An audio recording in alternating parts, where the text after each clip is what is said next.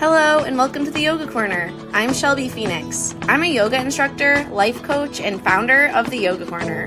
I help you find unshakable self-trust and manifest a lifestyle as a yoga entrepreneur. In my podcast, Yoga Corner Chats, I have real conversations with women about their wellness and entrepreneurship journeys. So get cozy and listen in because the next chat is starting now.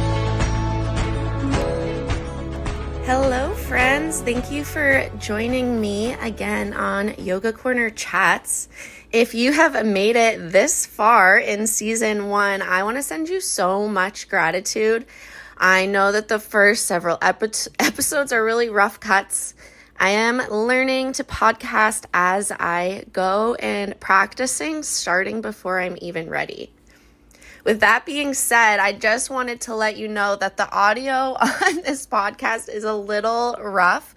We had some Wi-Fi connection issues, and I'm learning to edit my podcast now using GarageBand, another skill I'm learning. So I'm getting a new Wi-Fi router, so hopefully the next recording should be a little bit of higher quality. But again, thank you for listening. Don't forget to subscribe, leave a review, and follow this podcast for more conversations with women about their wellness and entrepreneurship journeys. And without further ado, here is your episode. Hello, everyone. Good morning and happy Thursday, February 9th. My name is Shelby Phoenix. I'm a yoga teacher and life coach, and I help you overcome fear and self-doubt so you can find unshakable self-trust. Joined by Danni Schaust. Danni is an experienced climate professional, yoga teacher, and the founder of Dharma with Danni. She believes her Dharma or mission in life is to empower people and the planet, both on and off the yoga mat.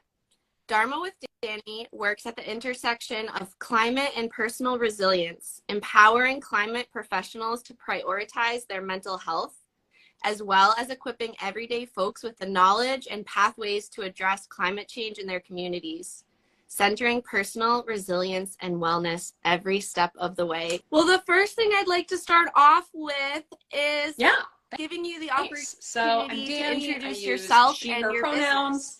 And I'm the founder and CEO of Dharma with Danni. So what I feel my Dharma or mission in life is to empower people and the planet, both on and off the yoga mat. And the way that I do that is that I help people going through burnout, deal with their personal resilience, right? Start to heal some of those wounds and recover. And then helping everyday folks who might feel overwhelmed or kind of unsure of where to start working on climate change, find their personal climate action plan. Yeah. So I remember, I don't know how long ago it was, but we connected. I think I asked you to do a market research interview or something. And the reason that I was like attracted to your energy and your what I could see on your Instagram page was that I could see that you were a yoga teacher with a mission. And I had never heard of another yoga teacher who specifically was working in the intersection of yoga and climate change. So I'm wondering, great question, how this all came to be. How did you bring these things all together? I've been in the environmental field for almost 15 years. Started like a paper recycling program at my high school. I'm that kind of person. And so always been kind of like nerdy and interested in this stuff. Went to college for it, right? Was totally on that trajectory of I'm going to work for a nonprofit or local government or a business and help them be more green. And I've been doing that over the years, but the field of sustainability and climate change has really become more and more important, right? As we see all of this, frankly, frustrating and stressful news about where we need to be globally and how far from that mark we are. And so there's more and more pressure put onto existing professionals in my space that we have to do more with like not enough resources and not enough people. And so I found myself in like late 2017, early 2018, just feeling totally burnt out. I was in the middle of school, working multiple jobs, like trying to help other people by helping myself get some more education. And I was just so burned out that I was like seriously contemplating leaving the field and becoming a bartender full time and being like, I give up, I'm done. This is awesome. And practicing yoga at that point for about 5 or 6 years, you know, had a personal practice, really loved it. I was all about hot yoga at the time, and really found that it was the thing that was helping me heal myself and stay in this, right? Like stay in this fight to make the world a better place. And I just got more and more into my yoga. I actually, during 2020, obviously kept practicing online because of the pandemic, but I took like what I would call like a mini teacher training. It was not a teacher training, but it was sort of like the precursor to it, because I'm starting to realize how much of the ethics of my yoga aligns well with the ethics of caring about the environment and caring about people. And so I came out of that summer like, I'm becoming a yoga teacher when this thing is over. Like, I'm doing it. And so in 2021, I like made my down payment and I went for it. I became a yoga teacher. And during that process, it was kind of at like a decision point again. I had kind of dealt with a lot of the root issues I was dealing with and more or less had healed my burnout, but had realized that my industry just wasn't there. Like, it wasn't caught up to work-life balance and ethical payment across the board, right? And I realized we need to fix this in order to keep people in this and bring more people in to the conversation. Because we don't all need to be like government sustainability managers, right? We don't all need that job, but we need everybody doing their part, whatever that like. And so I realized I needed to become a yoga teacher, and I was wanting to teach yoga.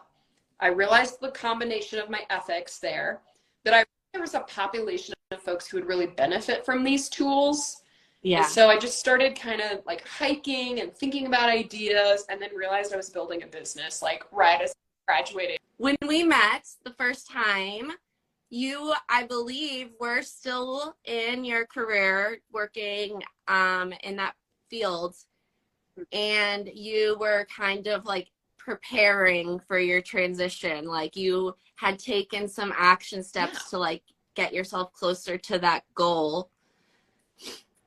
So, and there was one thing you said in the first meeting, and it was like a conversation you had with someone where it was like, you either have to choose between your like passion for climate change or your like health and yourself and like, you know, being fully human. Like, and you were like, I don't accept that. Like, I can have both. Basically, what was said to me was, you need to decide if your passion for this work outweighs your self-preservation.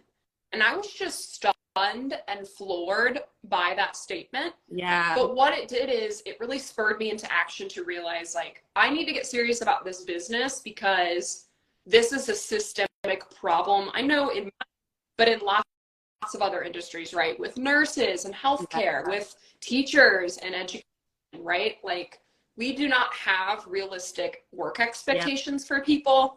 And in order for us to not all just like rage quit our jobs, we need to work on our personal boundaries and our personal wellness. So we're coming up because we can't all quit our jobs, right? So I realized the need, and I got serious about it. I started working with a mentor of mine to actually like build my business and get that foundation in place. And then I left my full-time job in December of last year. Thanks. Yeah. That's so exciting. Congratulations. How did that feel? Honestly, it feels really How good. Does it feel? It's still very new. I have like part-time positions that all align with my values and what I'm trying to do, but it gives me that freedom, that flexibility to really focus on the work that I feel I'm meant to be doing here on Earth. So yeah, it's been good. Yeah. I think the words freedom and flexibility are like across the board. Like, just things that are so missing from our lives. And yeah, like teachers and nurses and all of this, like I have had similar conversations to the one you had where I was like, okay, nothing's changing here. Yeah. So if I want it's to pretty make much an what impact, I I saw, have and to build something I knew there were a lot of myself. yoga teachers out there, right? We know this. But I knew that the reason someone would maybe want to work with me, right, is because they too were dealing with burnout, or they too cared about the environment and wanted to do something. Doesn't matter what it is, but they may not know where to start. And so I knew that I could really be of service in that kind of intersection, because it's going to be like probably coming up with a new modality of yoga that I can't envision that at this moment. I'm probably the founder of climate yoga or something.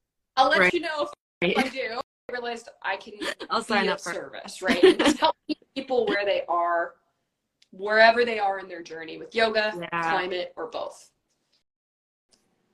So the climate industry, from an outsider perspective, is very unique, you know, similar to some of the other fields we described where there's that like burnout and pressure and like maybe not the respect or pay that's deserved to compensate for that. Mm-hmm. But in the industry you are in, it feels like that might be amplified just because it's like the biggest, it's like the whole earth. It's a big problem.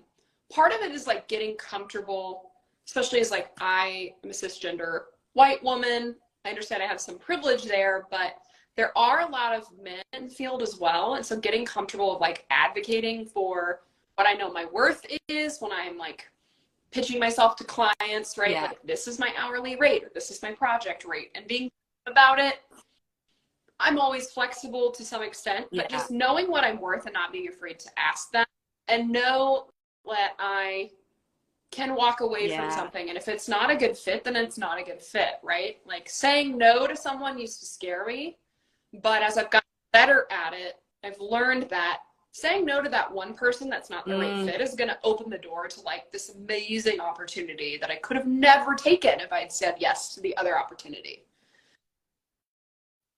And I think the second part of what you're asking, what I heard you ask is like, how do I envision finding this balance and still making an impact? Is that what you were asking? Yeah. So I guess what I have kind of learned because of my yoga, because of my personal burnout healing process, is that there's this feeling of, and I know this is not just my industry, but I can only speak to my lived experience. There's this feeling that I guess we all feel in our jobs, whatever they are in climate change and sustainability, that like, if I don't do X, Y, and Z, we're not going to meet our goal of like solving the climate crisis. Like we have this in our minds. I don't know if it's because of like capitalism or the way that our like educational system is set up, but we have this idea that we have to be the one to solve climate change. And if we're not working as hard as possible at all times, and when I started to step back and like untangle that web and mess in my own head, I realized that's capitalism, that's white supremacy, that's colonialism, and it's also the ego, right? And so much ego is like realizing what's your job to do and what's not your job to do. Like I know that I am not meant to do certain jobs within this field because I just don't have the skills. That doesn't mean I'm lesser than. It means I have a different skill set and way to reach people and get them motivated to action. So I've learned it's my job to do my part, but also motivate others. Yeah. The ripple effect, exactly. I explain this to people all the time. Like, that, I do one thing that motivates one person and then 5 people and out from there, because I cannot solve the climate crisis by myself. You know, can't do it. But we can all do our part and put the pressure on the institutions to do better as well. Yeah. And I see, I was an art teacher, and in kids at a certain age, they get scared to make anything because they think it's not going to be perfect. Like, and if it's not going to be perfect, what's the point of even putting the pen to paper at all? And I can see that in the point of doing anything. We call it, in climate change and sustainability, we call it like that kind of gloom and doom. It's not climate realism, but it's almost like that, well, the problem's so big, like, let's not even try. Like, we can't do anything. And to me, that's not the solution. Yeah. Like, we have to do whatever we can in our sphere of influence, knowing that we're not going to be the one to maybe make the only thing that needs to happen, but that if we all do that piece, it's going to get us even closer. And we need to do what work that we're here to do, whatever that is, no matter how hard or easy it is from day to day. And so that's where, again, those like personal resilience tools come in. Even if you're not in burnout, right? Like, you still need to be doing your self-care, not just the bubble baths, but like therapy and the walk and the doctor's appointments and like taking a nap, for Christ's sake. Like, go take a nap, people. So for me, what does personal resilience mean to you? It's making sure that not any one aspect of my life is taking over. So I kind of jokingly call myself a recovering workaholic. Because there's a lot of truth to that I used to be so hyper-focused because of the field that I was in and because of just who I am as a person, like a very heart-centered, mission-focused person. I would work 40, 50, 60, sometimes like 70-hour weeks, and everything else would fall by the wayside, right? Like, I wouldn't get the basic human tasks done around my home, but I also was just exhausted and not sleeping well and not working out and just like anxiety attacks. I used to have panic in a previous job in the bathroom. I'd have to like go in the bathroom, have a little panic attack, do my box breathing, and then back in. And I was just like, this is not sustainable.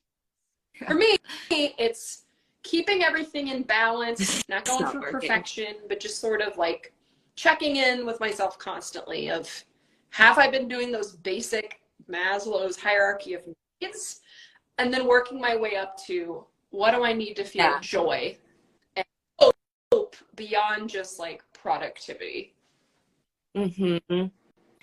Yeah.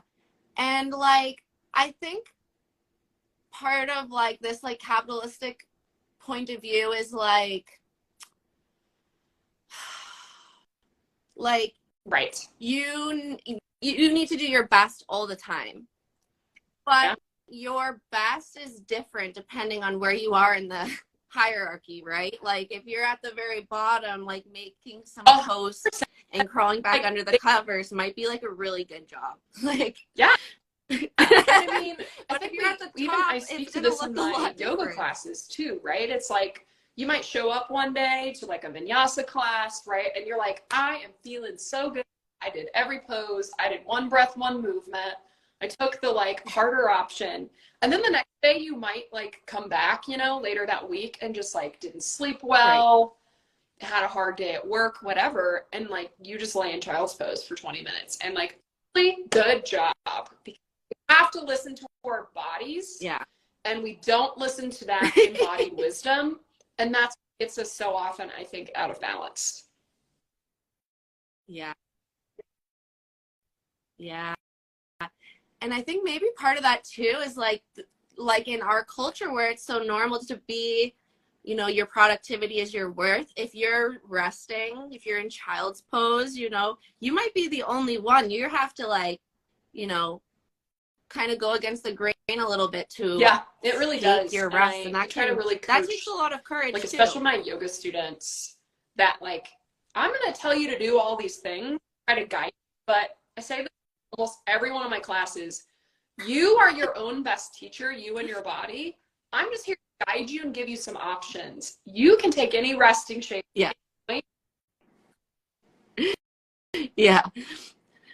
I always say you are the expert of your own body. To me, it's just like giving people permission. Like, I've had so much feedback in the past, almost 2 years I've been teaching since I graduated. And people will come up to me so often and just say, like, I've never had permission before to just like do what I do. So I try to give them that permission. And then I also in yoga classes will try to do like a flow on your own portion where we build like a flow together. And then I say, okay, I'm going to shut up. Yeah. You go do and move your body.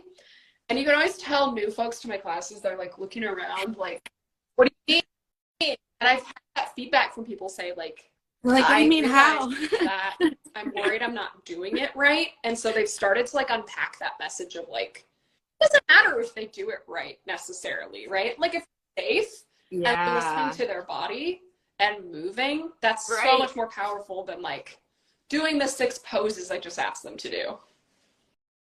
Right. And well, I don't know, maybe this is a little off base, you let me know, but when I think of like the earth and like the universe and you know, humans, us, I think of this as all like really connected, right? So how do you think like building your own personal resilience, practicing that self-care and like taking care of yourself can create that ripple effect or that impact on a bigger level? And I'm sure you've heard this, right? This phrase of hurt people, healed people, heal people. And so I know that if I'm not doing my yoga, my meditation, like my walks, eating 3 meals a day, which all sound very basic, but if I'm not doing those things, I'm not going to feel the best. I'm not going to be focused. And I'm not going to be able to show up and give my full presence to whomever is in front of me, whether that's the client that I'm working with on a strategic plan, or the yoga student who's like, I want to figure out how to do crow. And they're like kind of embarrassed and unsure to ask. It's like, how do I show up for them? By showing up for myself first so I can have clients. And then honestly, like my husband and my family and like the people I care about around me, because then that gives them their full attention from me. Right. And it helps them start to prioritize their own self, right? And it helps us all do the work we're meant to do and find the joy that we're meant to find in this life. How can someone begin to take personal climate action? That's something like, I always kind of encourage people to like step back and build like a little Venn diagram or a chart, right? Maybe it's a vision board, whatever, however you're a learner, but kind of building that document and saying like, what am I good at? Yeah. Care about, and then combining and finding what's in the middle of that. Yeah. And then seeing what skills that you have. I think people often think that they have to like go back to school. You don't have to go back to school to work on climate change, right? But it's finding out what you're already good at. So say for instance, you're like super good at computer coding. Like could you volunteer for or like work with an organization, you know, that's like cash strapped or working on in the environmental issues, they need to be out in the field. Maybe you could come and say, like, hey, I noticed your website is a little out of date and I want to help you guys and I've got this great skill set. Like, how can I help you work on your website? Like, that's just one example, but if you're an educator, it's like take the skill you already have. That's like, I would never have thought of it. It's, you don't have to like learn all these new skills necessarily. If you want to, you totally can. And then it's just starting where you are in your home. And when I work with folks one-on-one within their homes or businesses, I try to encourage them to like, tell me what problem they have in their home. Like maybe they're like, I want to compost, but my kitchen is like chaotic, or like I'm afraid of smell. And like focus on that one big change you want to make, or even one small change you want to make. Maybe it's buying the compost bin, or maybe it's like starting to save your vegetable scraps, putting them in like a Ziploc baggie, freezing them, and then using that to like make vegetable stock, you know, when you get a full bag, or in a compost pile. Maybe you've got a community garden. Like pick the one thing you either really care about already, or the one thing like already a problem for you that you're like, I have all this like trash and like I want to not have so much trash. Yeah. So it sounds like thinking like about what skills you have and how you can apply them in a way to be of service in that area, breaking things down into like take one small problem that you can fix, and then also like how can you like make your so actual much of this life is easier like we think we have to go at the same time, live off the grid and never drive a car, and like that works for some people, but I would probably guess that most people are not going to go live off the grid. They're not going to like probably feed themselves like a homesteader. I have friends that do that and I love them and I think it's amazing, but I don't think it's practical or realistic for everyone, So why not make some small changes, get that momentum, that habit built, and then go from there, Maybe you do decide to get an electric vehicle. There's great tax incentives coming from the Inflation Reduction Act soon. Like maybe that's something you want to do and save up money for. But maybe you just want to use like a different kind of dish soap that comes in like a bar soap, like a plastic bottle. Like those are all valuable. They're just different. It's different scale. It's like not only your skills, but I always say this with my coaching clients for their businesses, like what time do you have, what energy, what money do you have? Like you might be able to just donate a bunch of money to a place if that's what you have available to you, and then like your skills and things like this, and how can you apply it to what you want to do. Thank you for that. It's really great advice. I definitely will have some things to think about. I will definitely. Is there anything that you're currently offering? I am getting ready to launch and take on some one-on-one burnout recovery clients. So whether you're in the sustainability field or you're just, a human who's lived in the world the past 5 years or so, and that's like needs some extra support. So I have about 3 months of a program. We'd work together every other week, one-on-one, go through what your trigger and issue areas are, and we'll come up with a plan of action to start getting you back on the right track.